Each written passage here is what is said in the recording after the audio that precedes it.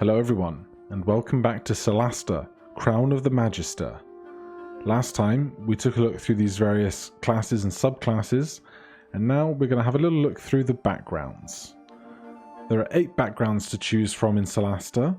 7 of them are new versions of ones that exist otherwise or are entirely newly created, but the Acolyte does exist as a 5th edition background. However, this is a little bit different to the one in the Player's Handbook. So in the Player's Handbook you get proficiency in Insight and Religion.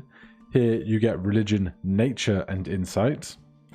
There's no Herbalism kit for the Acolytes in the Player's Handbook.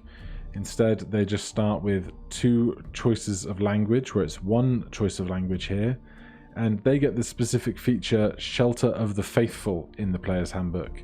But since there's no such features here, you get the potion making kit and you start with a herbalism kit. As for the other backgrounds, we have the Academic, proficient in Arcana, Nature and Insight. The Runaway Antiquarian. You still have ties to the Antiquarians and your relationship with them is already good, so that's probably a relationship with one of the founding guilds or some such. Choose 2 additional languages, and proficient with the Manacallan Rosary, supposed to be useful in enchanting items. As for the Aristocrat, proficiency in History, Persuasion and Intimidation, 2 additional languages and a bit of gold. Lawkeepers, proficient in Perception and Intimidation, as well as all martial weapons, which seems amazingly overpowered for a background feature.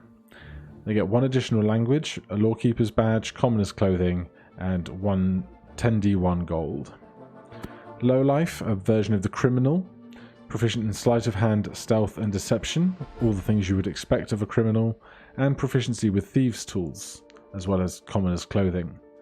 Interestingly, there is also the Spy. There is a version of the Spy as a criminal variant in the Player's Handbook.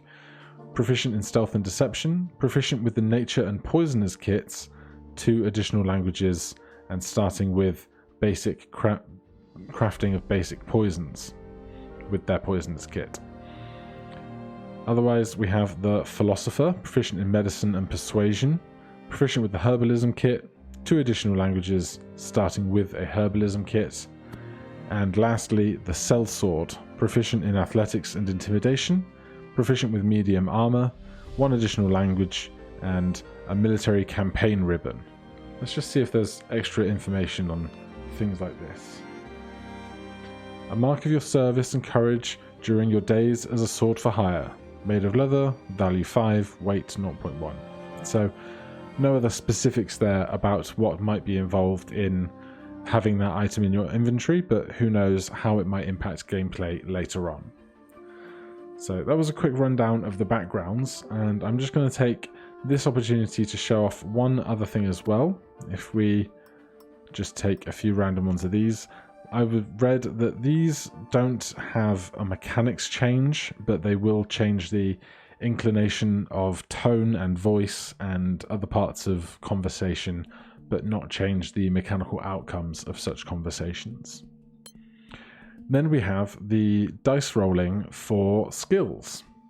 So you can either take the standard array, 15, 14, 13, 12, 10, 8, plus whatever your variants from your ancestry are, or you can do point buy for 27 points, choosing how high you want. I think in traditional point buy you can't go above a 15, but these, yes, this is 15 plus 1, they won't let you go any higher.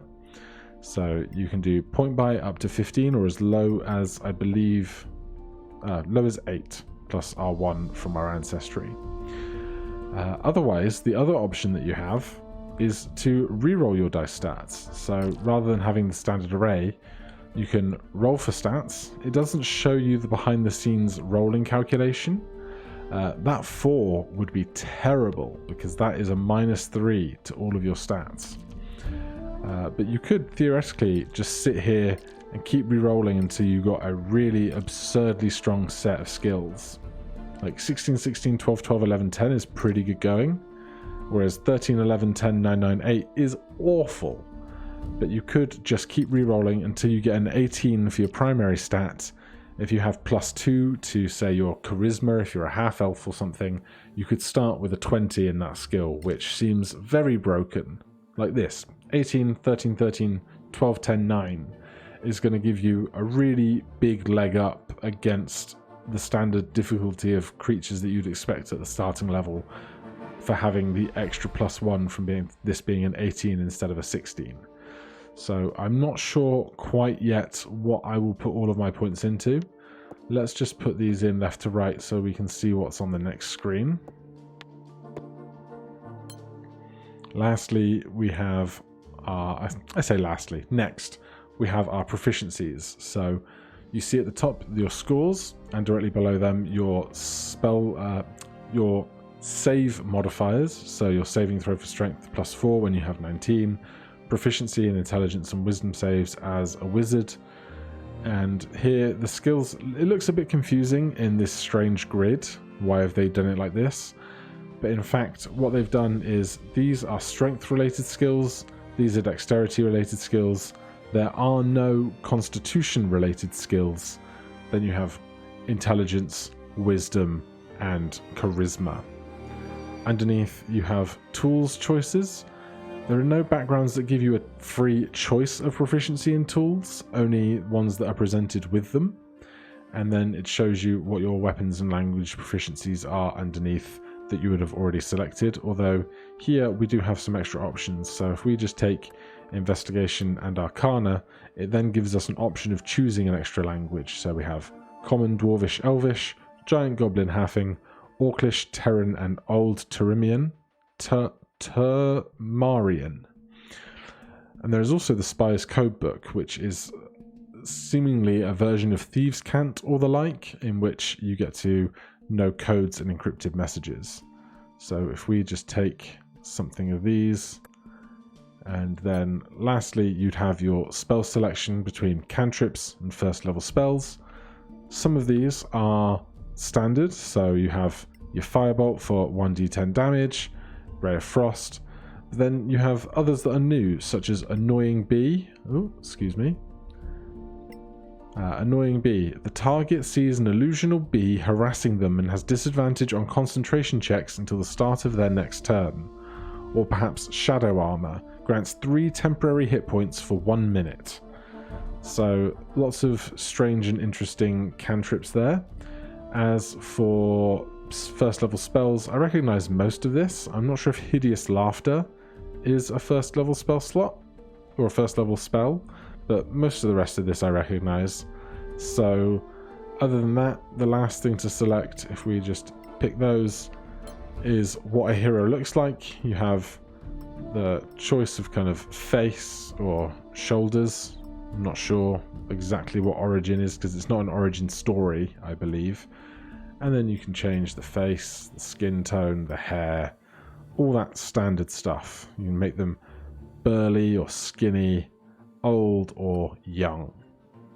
You can also choose your individual pronouns, and I believe this is a male voice. I am unbeatable. No, that's a female voice. You're impressively fit.